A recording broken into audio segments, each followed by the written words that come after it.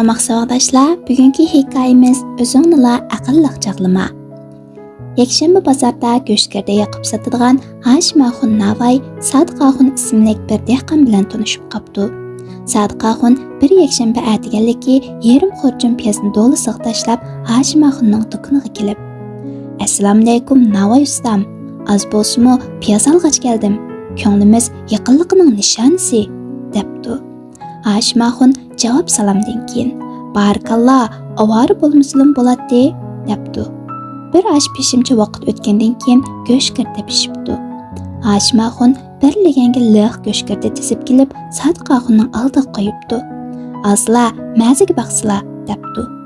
Sadiqaxun go'shtgardini chaynab piyozning ta'mi bilan "Bu go'shtgarda bakmi mizlik pishibdi" deb bir necha qitim takrorlabdi.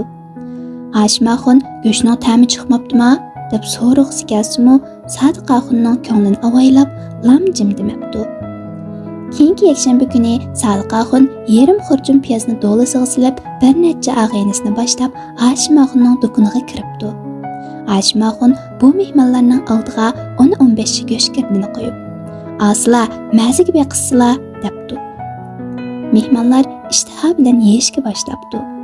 Sadiqaxun go'shtgarda yavitib, piyozning ta'mi bilan "Bu go'shtgardining qiymisi bakmi sharbatli pishibdi. Shunga bu ustamning go'shtgardisiga xaridorchiq" debdi. Bundaq ish bir necha yakshanba takrorlanibdi.